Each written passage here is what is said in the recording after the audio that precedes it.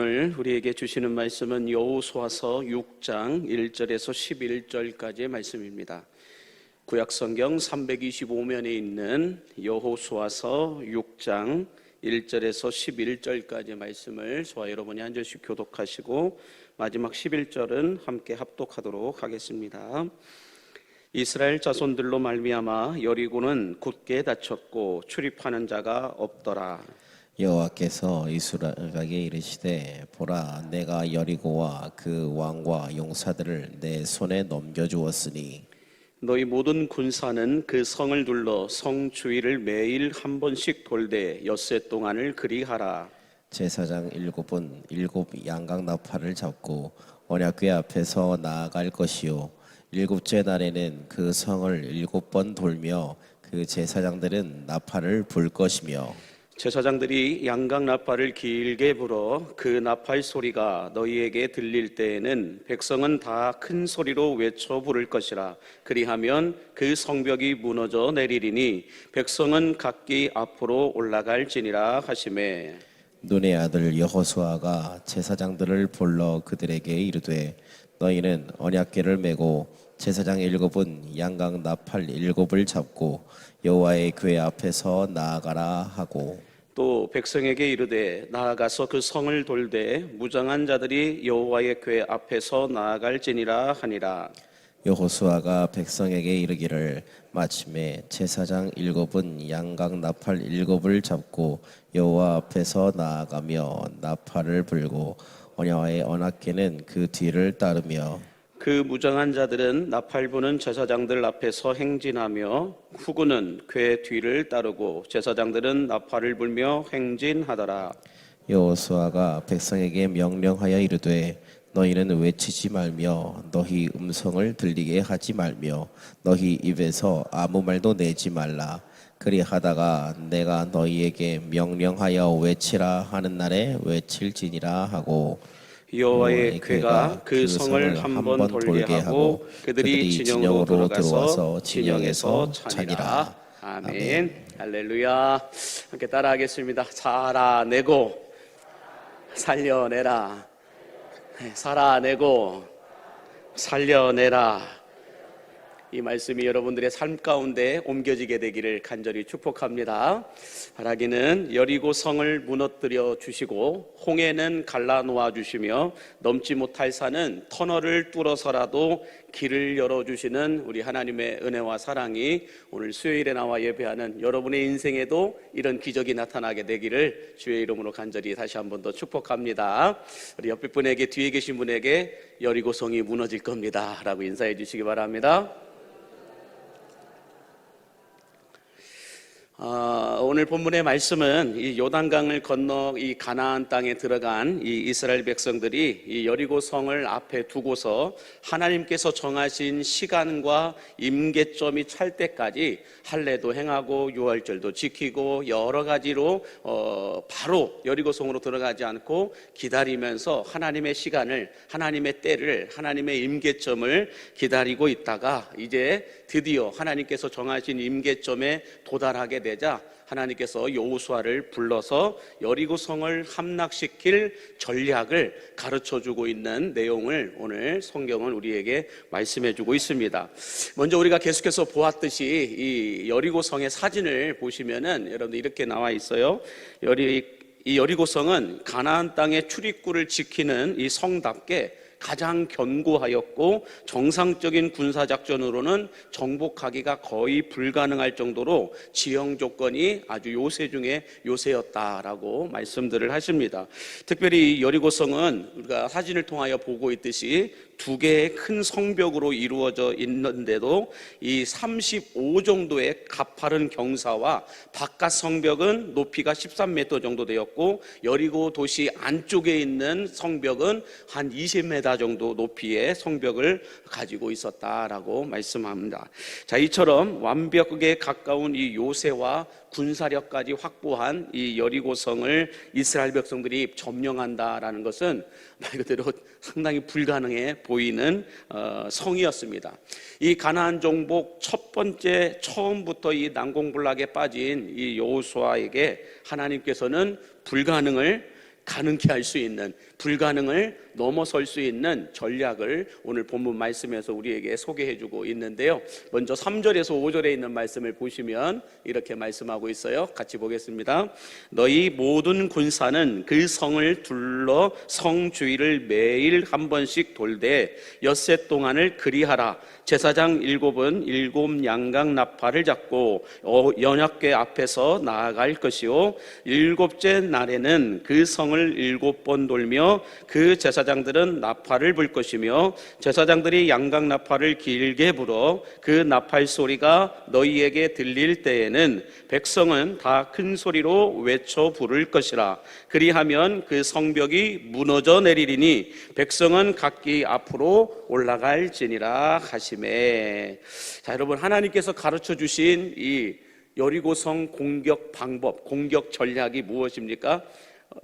뭔가 보면은 상식적으로 봤을 때는 이 성벽을 무너뜨릴 만한 비밀 병기를 만들도록 가르쳐 주시든지 아니면 별동대를 만들어 가지고 이렇게 투입해 들어가게끔 하시든지 뭔가 이렇게 정상적인 공격 전략을 말씀해 주신 것이 아니라 여리고성을 하루에 한 번씩 엿새 동안 돌고 그리고 7째 날에는 7바퀴를 돌고 그 다음에 제사장들이 나팔을 크게 불면은 그때 다 같이 야 이렇게 소리를 지르면 여리고 성벽이 오르르 무너지게 될 것이다. 이런 말씀, 이런 전략을 가르쳐 주신 것입니다. 누가 보더라도 너무 허무맹랑한 이 방법을 하나님이 여호수아에게 가르쳐 주신 것입니다. 자, 그런데 여기서 우리가 한 가지 이 사이드 지식을 좀 알고 있어야 될 말씀이 있는데요. 여리고라고 하는 도시, 이 여리고성이라고 하는 것은 구약의 여리고성만 있었던 것이 아니고 신약에도 여리고성이 있었습니다. 구약의 여리고와 신약의 여리고가 다르다라는 것을 알 수가 있는데, 이런 신약의 여리고에서는 어떤 사건들이 누가 나타납니까? 선한 사마리아인, 강도 만난 선한 사마리아인이 여리고로 이제 이 강도 만난 자를 데리고 가서 치료해 주게 합니다. 또 여리고에는 누가 있나요?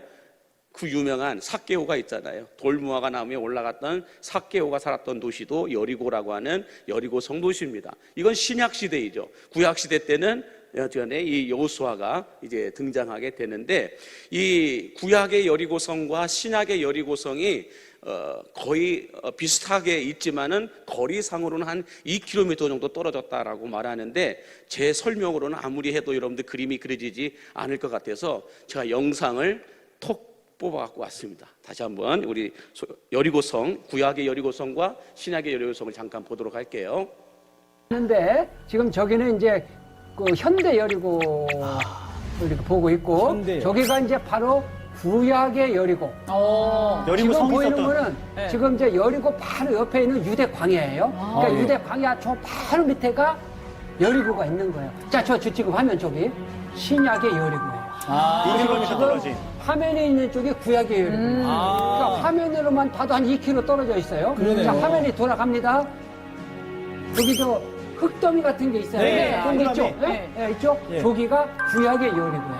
그러니까 저게 크기가 얼마나냐면 남북으로 290m.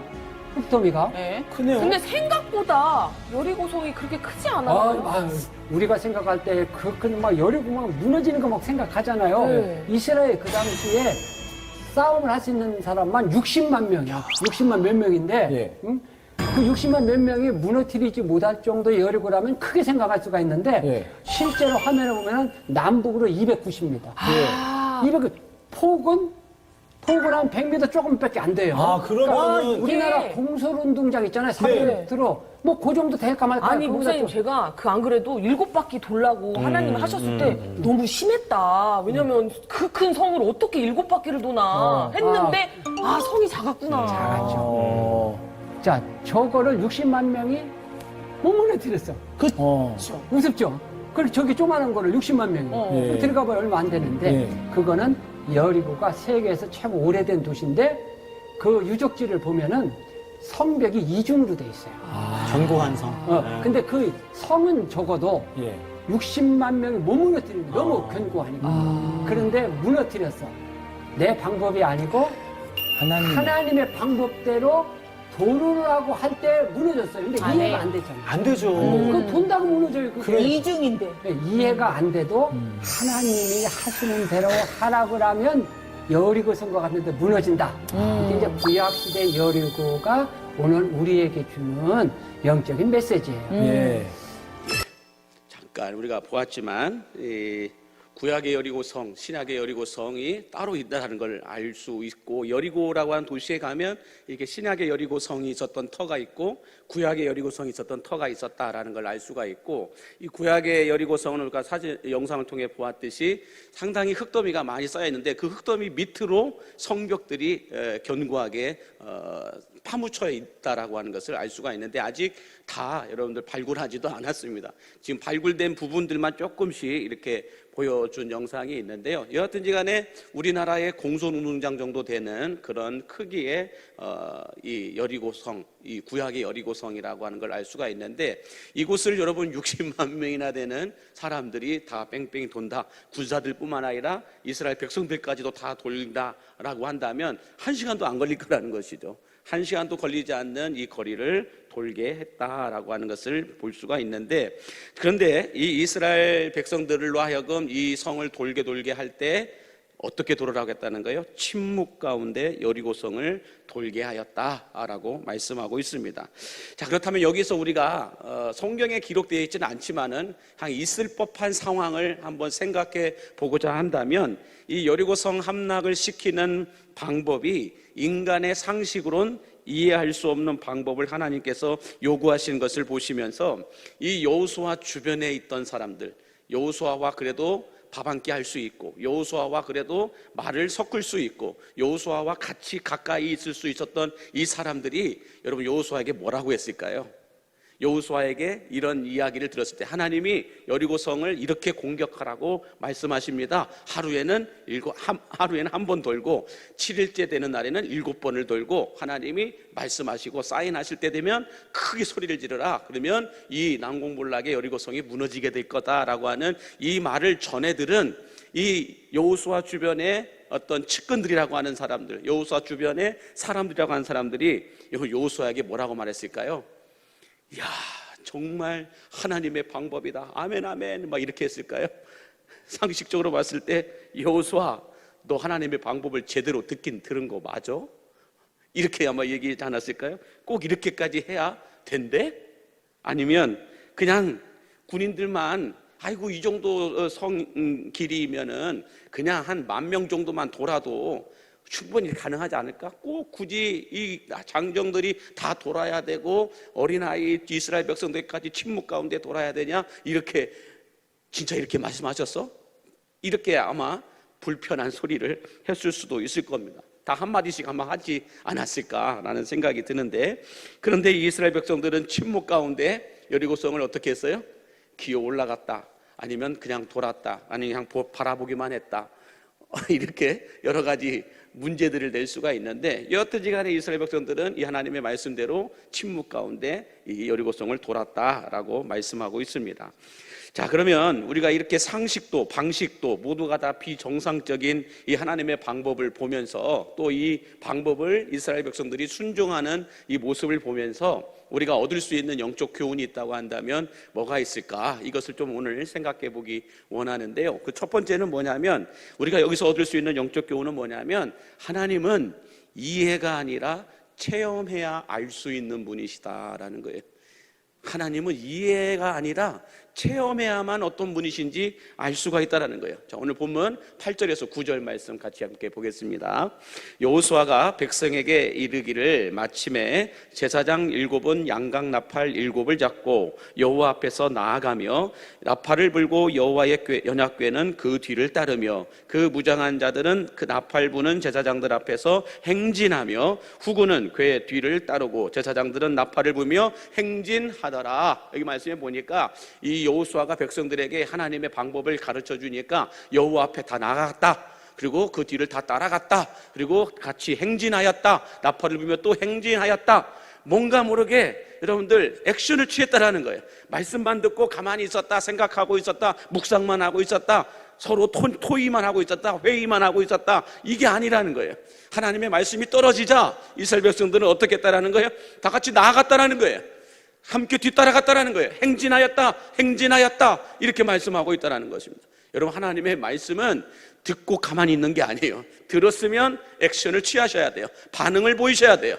그럴 때 경험이 있고 체험이 있는가 하는 거죠. 앉아서 이해만 하려고 공부만 한다고 해서 되는 게 아니라는 거예요. 자, 그래서 여러분, 이 여호수아를 통해 상식적으로 이해되지 않는 하나님의 말씀을 들은 이 이스라엘 백성들이 놀랍게도 어떻게 반응하고 있어요? 예전에 이 이스라엘, 현재 이 가나안 땅에 있는 이스라엘 백성들의 부모 세대들은 광야에서 다 뭐 했어요? 다 불평하고 원망하고 불순종하고 뭔가 이런 모습들만 보여줬다라는 거예요. 말씀대로 순종하지 않고 행진하지 않았던 이 부모 세대들이에요. 그런데 이 부모 세대들의 자녀 세대들인 가나안 땅에 들어간 세대들은 말씀이 떨어지자, 말씀이 들리자 그 말씀대로 행진하였다, 그 말씀대로 따라갔다, 이렇게 말씀하고 있는 것을 볼 수가 있다라는 것입니다. 여러분, 일반적인 사람들은 이 상식에 맞지 않고 공감이 되지 않고 내 머리로 이해가 되지 않으면 일단 뭐부터 해요? 덮어놓고 거부부터 합니다.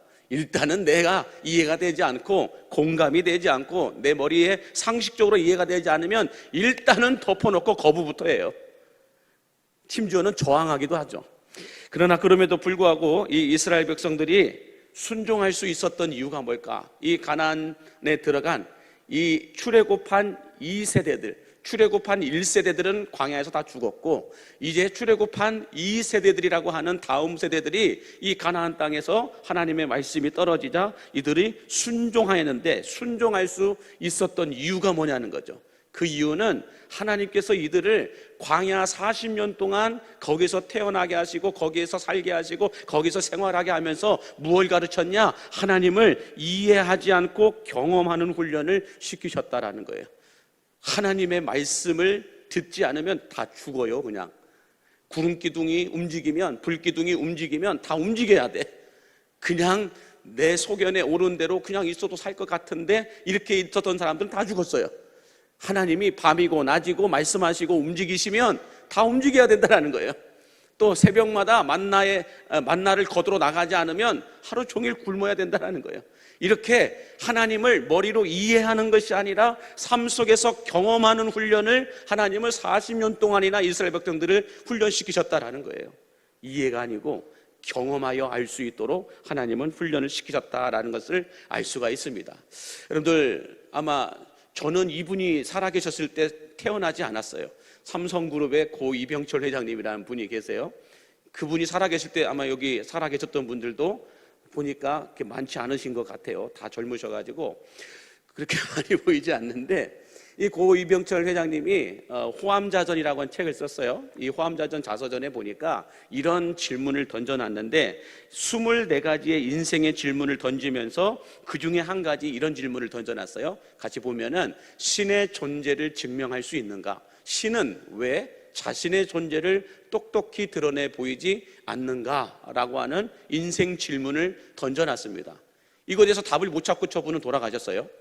이 답을 찾지 못하고 돌아가셨어요. 그런데 이 고 이병철 회장님의 저 질문에 대하여서 서울에 있는 어떤 이 신학대학의 모 교수님이 이런 글을 쓰셨어요. 뭐라고 쓰셨냐면, 한번 띄워주시겠어요?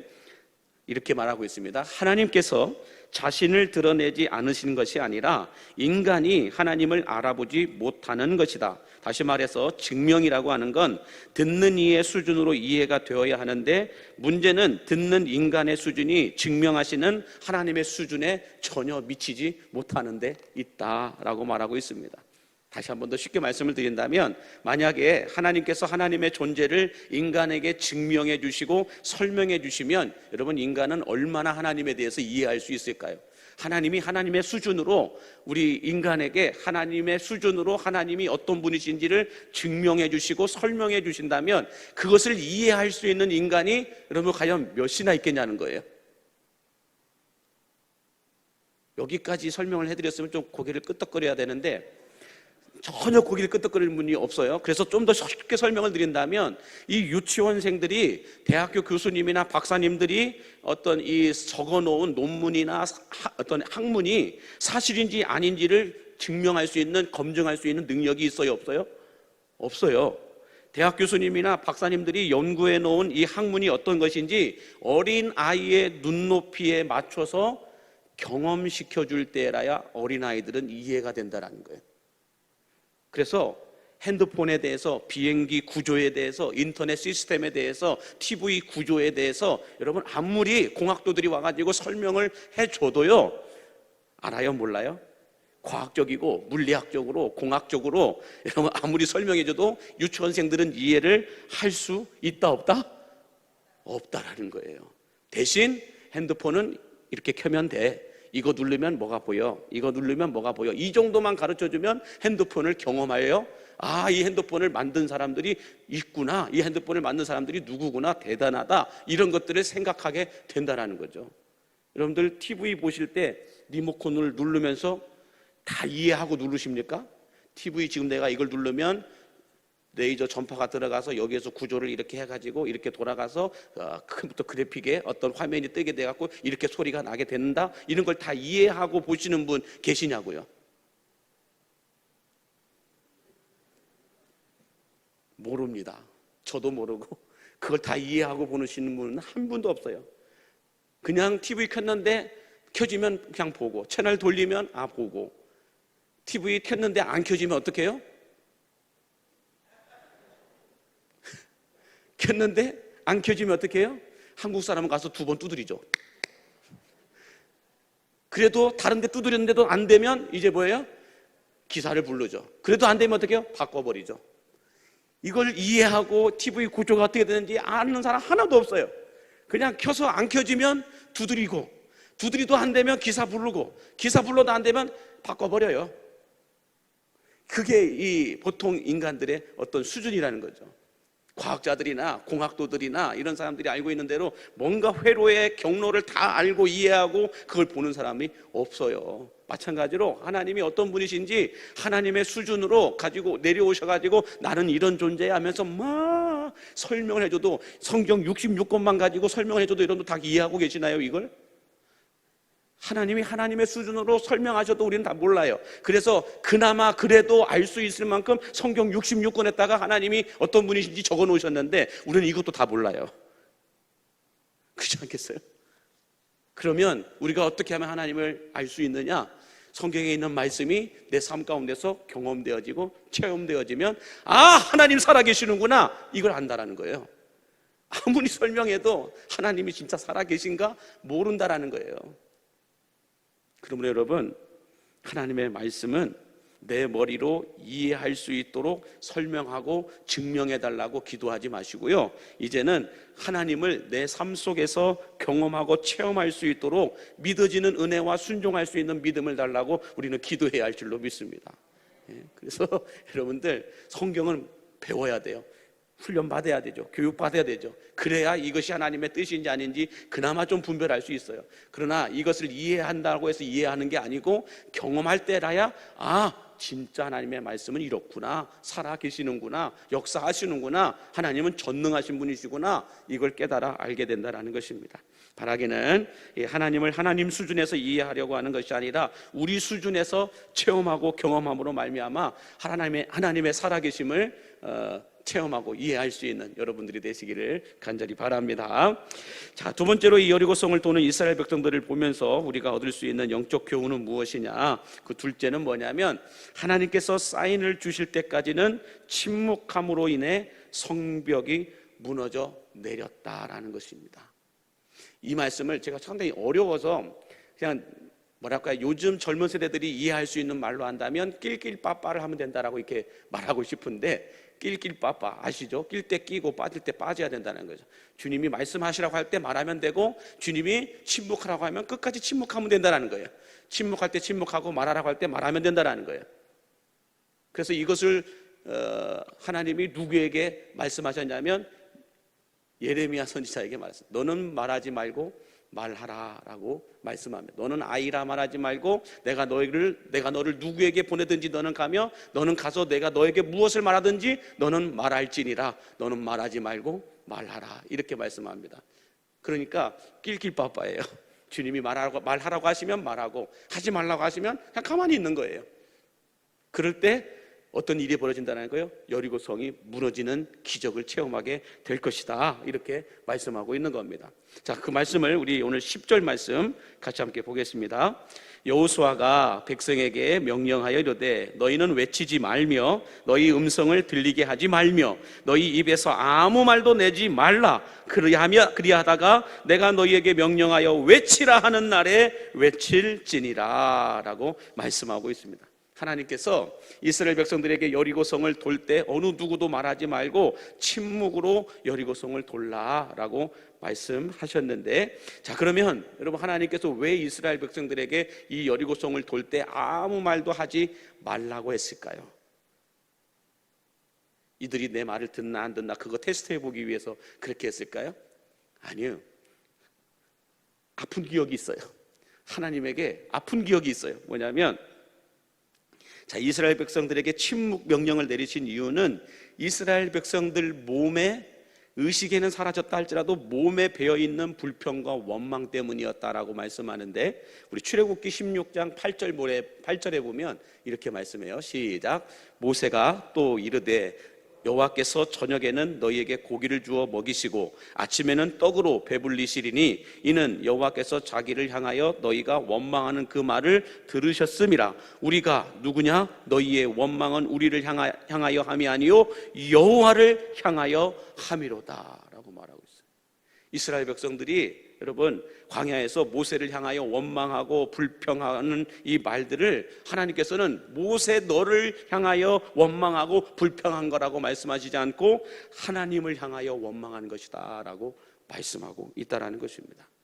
그래서 이스라엘 백성들에게 여러분 이 불평과 원망이 습관이 몸에 배어있는 불평의 습관, 원망의 습관, 어떤 이런 신경질적인 습관들이 몸에 배어있는 이스라엘 백성들에게 여러분 침묵 없이 여리고성을 돌라고 했다고 했다면 여러분 이스라엘 백성들이 무슨 말 했을까요? 아까 처음에도 여호수아 측근들, 여호수아 주변에 있던 사람들이 여호수아를 향하여 불편한 소리를 했듯이 똑같이 이 이스라엘 백성들 전체에게도 침묵 없이 이 여리고성을 돌라라고 말하고 했다고 한다면 아마 이 이스라엘 백성들은 어떤 말들이 터져 나왔을까? 나도 모르게 습관적으로 툭툭 튀어나왔을 거예요. 뭐라고요?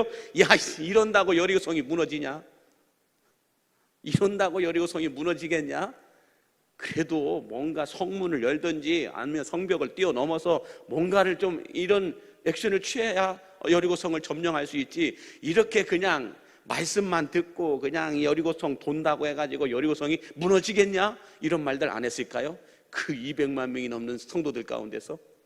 또 그냥 이 정의심에 불탄 사람들, 이런 사람들은 뭐예요? 우리가 자존심이 있지 죽을 때 죽더라도 한번 싸워보고 죽자, 이렇게 그냥 성만 도는 것 너무 자존심 상하는 거 아니냐, 뭐 이런 얘기도 했을 수도 있고, 또 여호수아는 그래도 모세와 다를 줄 알았는데 더하네, 더해, 이렇게 말할 수도 있을 것이고, 뿐만 아니라 이런 방법으로는 절대 여리고성을 점령할 수 없다, 정복할 수 없다. 이 가나안 땅에 이 수많은 7 족속들이 있는데 그 족속들을 이런 방법으로 어떻게 우리가 점령할 수 있겠냐, 뭔가 모르게 불편한 소리들이 나왔을 거라는 것이죠. 이 모습을 보면서 오늘날 한국교회도 이런 원망과 불평으로부터 자유롭지 못한다는 것을 알 수가 있어요. 언제부터인가 한국교회는 행함은 적고 말만 너무 많아요. 말은 너무 많은데 그 말에 대한 행함이 없어요. 하나님의 말씀은 정보의 홍수 속에서 엄청나게 쏟아져 나오고 있는데 그 말씀을 들은 성도들이 그 말씀을 듣고 행함이 없어요. 그냥 가만히 앉아서 유튜브를 통해서, 가만히 앉아서 영상을 통하여서 이분 저분 이곳 저곳 이 교회 저 교회 설교들은 다 듣는데 말들은 많아요. 말씀들은 상당히 많이 선포됩니다. 예전에 유튜브가 없었을 때는, 인터넷이 없었을 때는 어떻게 해요? 거의 그냥 우리 교회 말씀밖에 못 들었어요. 그런데 이제는 아니에요. 이제는 여러분들 예배하러 올 때마다 제가 이번에 어제 이 전남 동부 지역에 있는 목사님들 세미나가 있어 같이 거기에 참여하다고 왔는데 거기 가니까 이제는 성도들이 주일날 예배하러 올 때 지난 주간에 설교 기본 7편에서 8편 정도는 다른 교회 목사님 설교를 듣고 오신대요. 여기는 안 계시군요. 너무 감사해요. 이제는 이 유튜브를 통하여서 유명하신 목사님들, 기라성 같은 목사님들, 이런 목사님들의 설교를 이미 다 듣고 온다라는 거예요. 다 듣고 온 다음에 와서 우리 교회 담임 목사 설교를 들으니까 얼마나 싱겁고 시시하고 조금 더 좀이라도 좀 쉬지, 조금 더 공부 좀 하지, 조금 더 기도 좀 하지, 조금 더 뭐 좀 하지, 이런 여러 가지 생각들로 꽉 들어있는, 꽉 들어찬 그런 시대를 우리가 살아가고 있다라고 말씀하는 것을 들었어요. 그러면서 목사들 정신 바짝 차려야 된다는 거예요. 정신 바짝 차리라는 건 뭔 말인지 아세요? 공부 많이 하라는 소리가 아니고요, 설교를 놓고 기도하라는 거예요.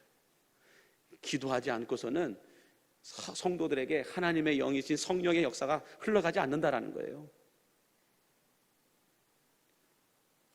그래서 크리스천들이 해야 할 말들은 적어지고 하고 싶은 말들만 한다라는 거예요. 오늘날 현대 크리스천들이, 그 강사 목사님이 그래요. 현대 크리스천들이 하고 싶은 말들은 너무 많이 하는데 해야 될 말들은 안 한다는 거예요. 말씀을 듣고 듣는 건 너무 잘하는데, 들으면 너무 좋은데 행함이 없다라는 거예요. 들으면 많은데 행함이 없는 그런 시대를 살아가고 있고, 또 어떤 이 말을 하는 데에서도 크리스천들이 해야 될 말들, 기쁜 소식을 전하고 복음을 전해야 되고 성경에 기록되어 있는 너희의 입술을 통하여 하나님이 행하고자 말씀하시고자 하는 것들을 말해야 될 것들은 말하지 못하고 하고 싶은 말들만 한다는 거예요. 그래서 여러분, 마음을 챙기는 침묵의 기술이라고 하는 책을 쓴 엠버 해치라고 하는 철학자가 이런 말을 적어놨어요.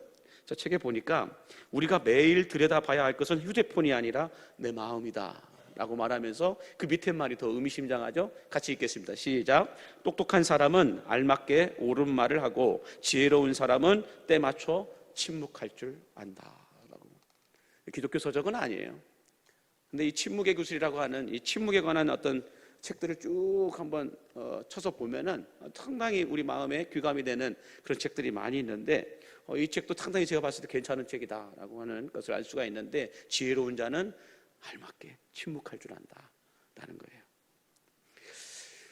제가 이 말씀을 준비하면서 현재 우리 교회가 어떻게 가고 있는가, 제가 어제 그 목사님들과 이 전남 동부 지역이니까요, 이 전남 동부 지역이 광주부터 시작해가지고 전라 남도권에 있는 이 목사님들 전체 모임 세미나 가운데서 한번 이야기를 하는데, 보니까 고흥에서 오신 목사님들도 한 3분 정도가 오셨고, 또 여기 순천에서, 광양에서 오신 분들도 있으셨고, 그분들이랑 같이 이렇게 토론하고 이해하고 이야기하는데, 이제 어디서 모임을 가졌냐면 금당 동부교회에서 모임을 가졌어요.